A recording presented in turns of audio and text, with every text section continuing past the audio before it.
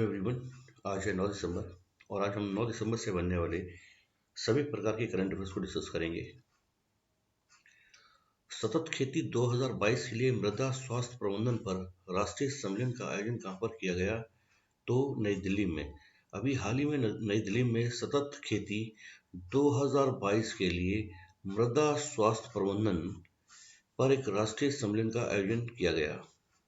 ध्यान रखिए, अभी हाल ही में 5 दिसंबर को विश्व मृदा दिवस वर्ल्ड सॉइल डे के रूप में मनाया गया, जिसकी थीम थी soil where food begins. Soil where food begins. C stem 2022 Sweden India Nobel memorial week 2022 के एक भाग के रूप में कहां पर आयोजित किया गया? तो नई दिल्ली। अभी हाल ही में नई दिल्ली में C stem 2022 Sweden India Nobel memorial week 2022 का आयोजन किया गया।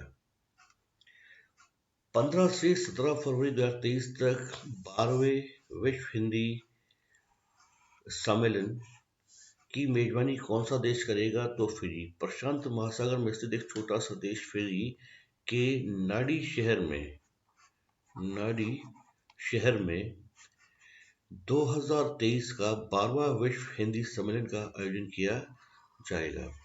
यानी कि फिजी एक छोटा सा देश है जो प्रशांत महासागर में स्थित है तथा इसकी राजधानी सुवा है।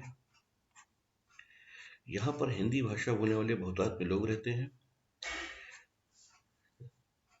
इसके सिवा 14 सितंबर को हिंदी दिवस के रूप में मनाया जाता है, जबकि 10 जनवरी को विश्व हिंदी दिवस के रूप में मनाया जाता है। तेल एवं प्राकृतिक गैस ओएनजीसी के चेयरमैन के रूप में किसे नियुक्त किया गया? तो अरुण कुमार सिंह को भारत सरकार की महारत्न कंपनी तेल एवं प्राकृतिक गैस आयोग का अभी हाल ही में चेयरमैन नियुक्त किया गया। ध्यान रखेंगे, ONGC oil and natural gas commission, इसकी स्थापना 14 अगस्त 1956 को हुई थी तथा इसका मुख्यालय नई दिल्ली में स्थित है। इसके सिवा अरुण गोयल भारत के अभी हाल ही में निर्वाचन आयुक्त बनाए गए, इलेक्शन कमिश्नर बनाए गए। अरविंद विरमानी को नीति आयोग का पूर्णकालिक सदस्य नियुक्त किया गया। विजय मोहन क्वात्रा भारत के विदेश सचिव हैं और अभी हाल ही में भारत सरकार द्वारा इनके कार्यकाल को एक्सटेंशन दिया गया। फीफा वर्ल्ड कप 2022 के फाइनल मैच की ट्रॉफी का अनावरण करने वाली पहली ग्लोबल स्टार कौन बनेंगी? तो दीपिका पादुकोण। फीफा विश्व कप फुटबॉल जो कतर में आयोजित किया जा रहा है, इसका 18 दिसंबर को फाइनल मैच की जो ट्रॉफी होगी उसका अनावरण भारतीय बॉलीवुड स्टार दीपिका पादुकोण के द्वारा किया जाएगा तथा यह उपलब्धि हासिल करने वाली पहली भारतीय महिला होंगी।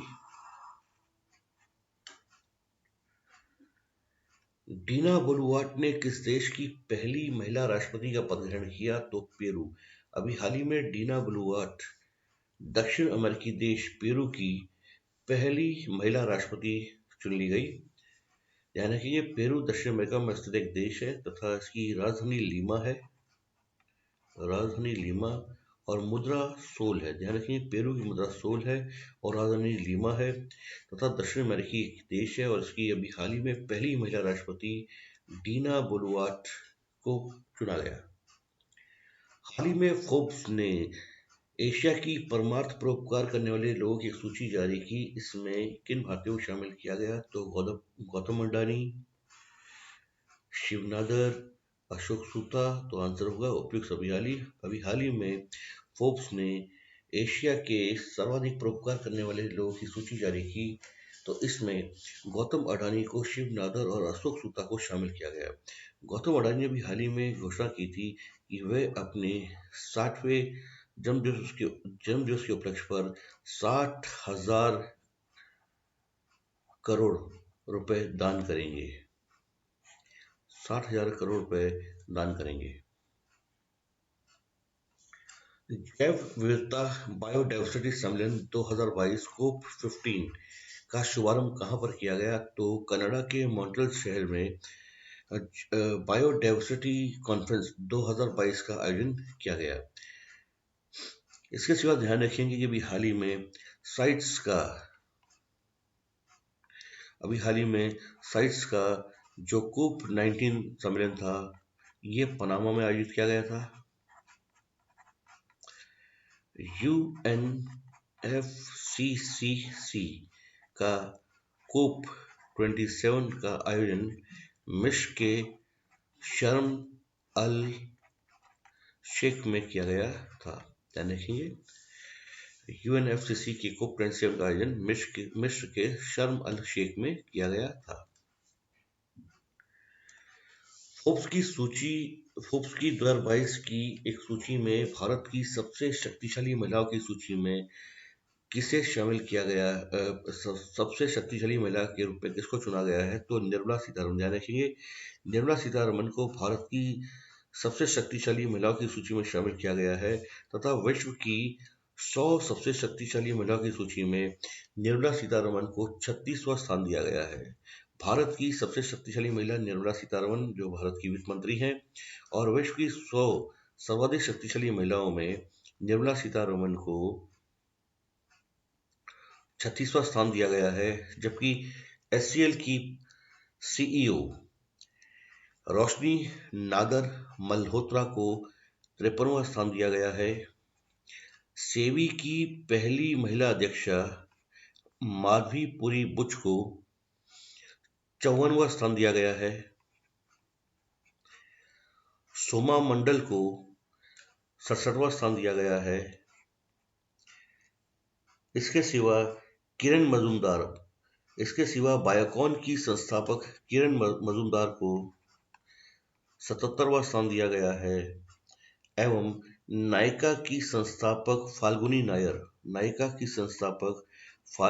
नायर को 89 स्थान दिया गया है। तो ध्यान रखिए, अभी हाल ही में फोर्ब्स ने विश्व की सर्वाधिक शक्तिशाली महिला की सूची जारी की। इसमें भारत की वित्त मंत्री को 100 सर्वाधिक शक्तिशाली महिलाओं में 36वां स्थान दिया गया है और वह भारत की सबसे ज्यादा शक्तिशाली महिला घोषित की गई है। जबकि HCL की CEO रोशनी नादर मल्होत्रा को 53वां स्थान, सेबी की पहली महिला अध्यक्षा माधवीपुरी बुच को 54वां स्थान दिया गया है।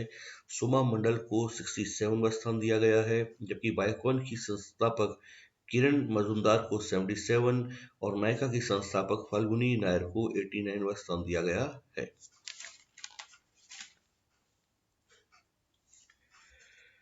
फोर्ब्स की 2022 की विश्व की सबसे शक्तिशाली महिलाओं की सूची में विश्व की सबसे शक्तिशाली महिला कौन चुनी गई है? तो उर्सुला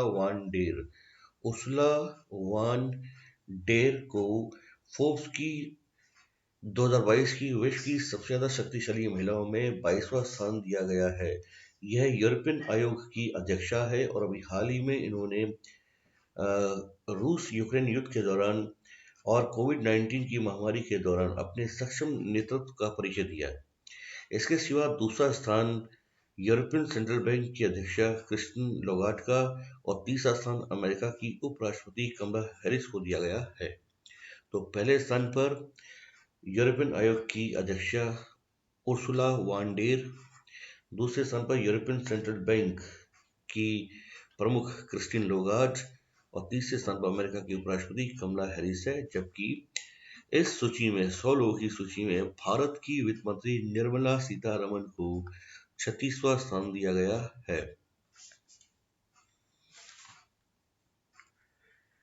तो आज हम बात करेंगे नॉलेज जोन में अपने, जो हम हर बार आपसे एक क्वेश्चन को डिस्कस करते हैं। तो आज का क्वेश्चन हमारा है कि डेल्टा क्या होता है? नदी डेल्टा किसी नदी के प्रवाह में बहने वाले तलछट जिसमें अवसाद शामिल होते हैं कि ऐसे स्थान पर ठहरने या फैलने से बने त्रिभुजाकार स्वरूप को डेल्टा कहा जाता है।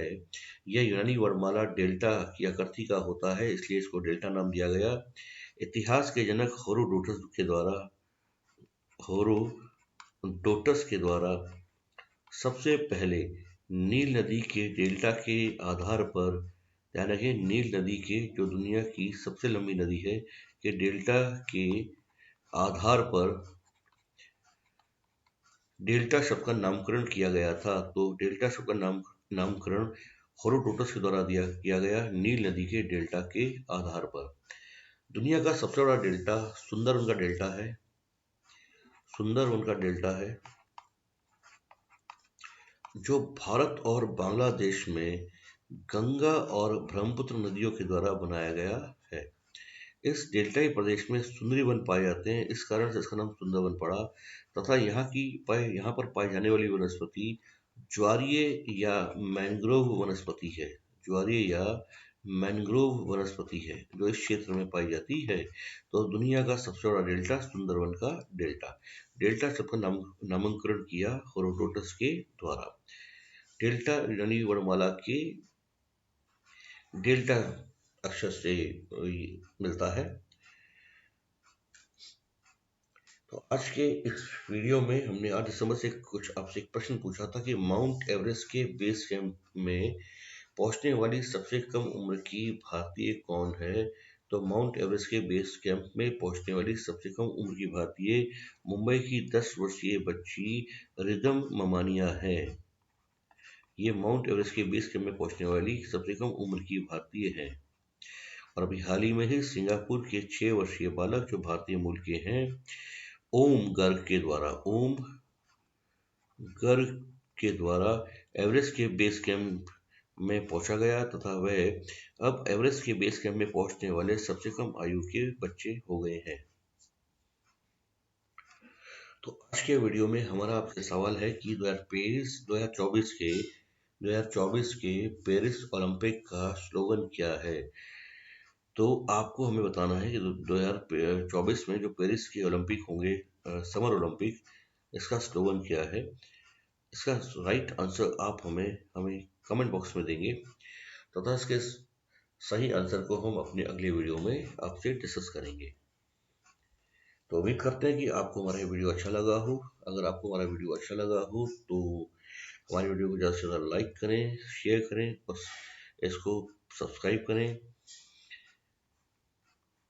धन्यवाद। जय हिंद, जय भारत।